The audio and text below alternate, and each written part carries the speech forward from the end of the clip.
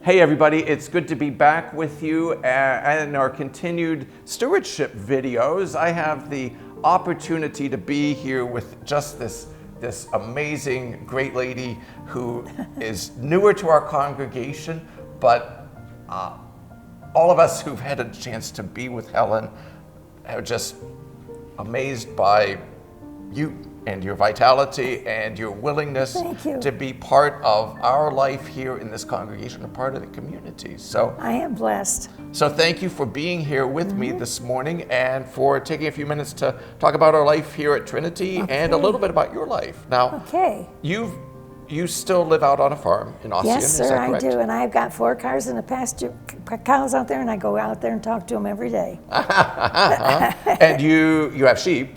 Not anymore. Not anymore. We had a barn full of black-faced Suffolk, registered Suffolk sheep, and we were all over Kansas City, St. Louis, Louisville, the big livestock show in Allen, Pennsylvania, and we walked over with all kinds of, so we were proud of what we were able to produce and grow. But life out in that farm, your daughter tells me that she stopped worrying about you a while ago because it wasn't worth it, because you were going to do what you were going to do. That's right. Being out on that farm. I was born and raised on a farm, and I milked cows by hand until I was a senior in high school. Oh my gosh.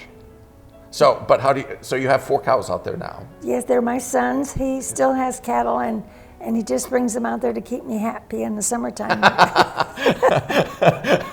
He will soon come to get them before they start to have, they're all bred and going to have calves. Beautiful. And I don't want to have the privilege in January when it's below 0 to pull a calf or deliver one. Yes, and when it's below 0, that is a thing. Right. Yeah. But one of the things that you do so faithfully with us is you come on Thursday night, you're part of community dinner. Right, and I love it, and I'm so happy people let me do this. I've worked with foods basically all my life. I worked at Lutheran Hospital in the cafeteria, and my duties there was to keep the hot entree place looking edible, and I managed a salad bar. I did the doctor's lounge, and then whenever we had special functions and parties and festivities, there were 2 ladies there that were from the Ukraine, Yelena and Vesna, and my goodness, what I learned from those ladies was amazing, and I just really went into it. I just thought, this is my thing. I love to do this. The things that they taught me, how to present food and make it look. Well, and you bring that every Thursday. If you've never been to community dinner on Thursday, one of the things that you do each week is you oversee the dessert table. Right. And that's not, like, well, dessert, and even I sometimes would have thought, dessert, but there's always this display. You make it look eatable, edible. Yes, very much. and also and one of the things you brought to this is that, and one of the challenges that we had is that not infrequently people would take more than one dessert. And again, these sound, if you're not there, this might sound silly, but you're there to make certain everybody has the opportunity for a dessert, and if everybody takes more than one early. We only have so much, and they first of all, you really do need to ration it, because we have a full house the first setting, and you never know for sure how many is coming for the second serving, and I would feel really bad if somebody didn't get a piece of something, because somebody else took 3. Right. And there are some that would take 3 if I wouldn't cut them off. Yeah. And that takes it really is. It takes a thing to be able to say, no, we need sorry, limit is 1. Yeah. And if they walk away, I go behind them and get it. That's right. I've seen you do that. Come back here. I know what brought you here to Trinity, but a lot of our friends here at Trinity don't know that story. Do you mind sharing a little bit of that? Well, I have, my daughter and I were just talking about that this morning. I had no clue, but when my husband passed away, we had one barn full of sheep and another barn full of cow-calf herd.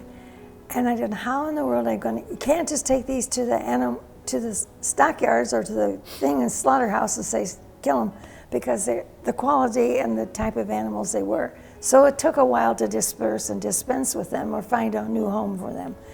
And so Luke, my grandson, was a student at Homestead High School, and he says, Grandma, just pick me up at door 4, and I was working at Lutheran Hospital, and that was just around the corner for me. So I was so happy. It just worked out great. I pick up Luke, door 4, and then we decide, do I do the front barn, he does the back barn, or we work together.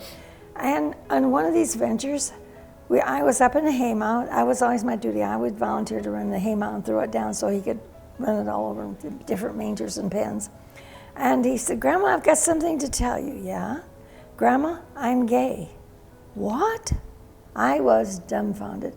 I went on my knees, started to cry, and then I prayed. But the Lord God made us all beautiful as we are. We must love everybody. And said, well, Luke, I had no idea, but I'm still going to love you. And so we kept on going. But that was quite an experience to realize this. But as I was telling Mariel this morning, it was a shock to me about Luke, but it's not that I'm against or opposed, have an opinion, because looking at Lutheran, several of those people in the kitchen, so I've had experience with them, and I find everyone to be very honest, very truthful, and try to do their best, and that's all you can expect of anybody. So life goes on. Mm-hmm. And to this day, I love my little dear Luke as much as I can. Well, I've had a chance to meet him, right? Yes. They were here for your birthday just recently. Right. Yes, yeah. He's quite a guy and very busy, in fact, when he was at Purdue, Mitch Daniels, who was the president, he was in charge of the Old Masters Club, which is a group of people that have been graduates of Purdue and have established a good business or a good lifestyle, and they come back and support and promote Purdue as much as they can. And he was in charge of scheduling some of these people come to do their speeches and presentations. And Mitch Daniels, the president of the university, came to Luke. He said, I'm so happy how you're doing and how successful you are with this. I would like to keep you here another year. And Luke said, no, I'm done with school. I'm graduated and I'm ready to get on with my life. Thank you, Mr. President. But so you can see he's doing all right. Yeah, absolutely. I know that when you came here, and Luke's story is part of your story and part of your family's story. Right. And that coming here, it felt okay, right? That part of the life of this congregation is welcoming people from where they are, What they are and who they are. Yeah, what they are and who they are, and whoever that might be, that all of us come from God, all of us are a gift of God. Our lives are precious to God, and those lives take a lot of forms and a lot of different shapes. And to be able to be here to welcome you and your family has been a special thing for you. And I think it's a special thing for us to say, your family, in whatever shape they take, is important to us. Right. That, your family might be in a variety of shapes or sizes or have a variety of different people in it. And it might look different. And beliefs, Yeah. And we should not be judgmental. Yeah. If we do believe that our lives are of God. That's right. Then it's part of our story to welcome you and help your life be everything that it is. And for you, for your family, and for your grandson as well. So, what do you like about being here with us? It's a little different, so...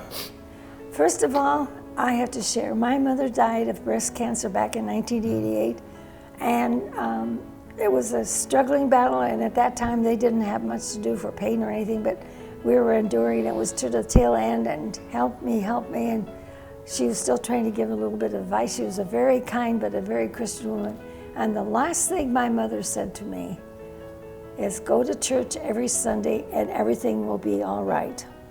And I can't help but think about that. My Sundays just aren't right unless I'm in church somewhere.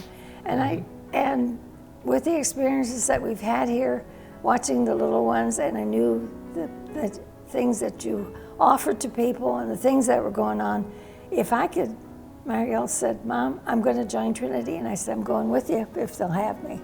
So I've been accepted, I think. In fact, I know I have. People have been so kind and so gracious to me. I wouldn't be happier anyplace else, I don't think. well, I wouldn't be happy with you anyplace else. I mean, No, absolutely not. They have been, people here have been just wonderful to me. Very, very nice. Yes. Well, you know, part of what we're here for, you know, we're encouraging our people to be part of our life together. And sometimes we take it for granted, and sometimes we're reminded of it. And you're here to help us remind us, you know, that this is a special place. It is a very special place. And yeah, you know, and would you like to say anything to anybody, to our fellow congregants? Is it worth it participating in here? Is it worth it giving, you know, yourself even an offering to help this? I will have to say, when I leave here on Sundays, I am such a happy person because everybody is so kind. I have people walk, you know, from one part of the congregation or the pews to make a special effort to say something to me yet before I leave, or see you Thursday, Helen, you know, and I know that's community dinner, and I truly, truly love that part of it, and to help those people that are coming in here off the street and see. I haven't had a chance to really get busy and talk with them to see if there'd be anything. I could let them come out to the farm and pet a cow. Maybe that would make them feel better, you know. or okay. Whatever, or give them a ride back to our farm. We have a very nice place to people could visit, and I don't know. Maybe that give them some second thoughts about different things. But it's all in what God has given me. And I appreciate that. I have been blessed. Well, I think how people respond to you is a sign of your belief that your life has been blessed. And my experience has been when people actually believe that, that becomes, you know, something that other people want to receive into their lives. Mm-hmm. That sense of blessing and feeling that with you, so we feel it for ourselves. And you know, it's always great to be with you Thursdays, Sundays, to have you here, to see you out there, you know, on Sunday morning from where I get to sit. So, you know, you get to look out over the congregation, and I see you there, you know, and you and your daughter there, your family there, and to have you as part of us. Any last things you'd want to say to us? Any passing knowledge that you have that we need, which is great?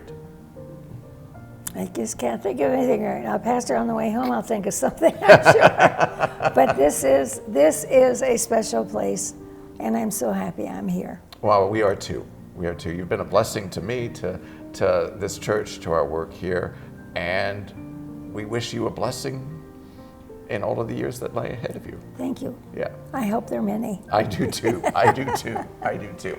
And blessings to you, from us to you, as you are part of this place too, and help make it what it is. And we'll see you soon. Come see us sometime. Indeed. Thank you.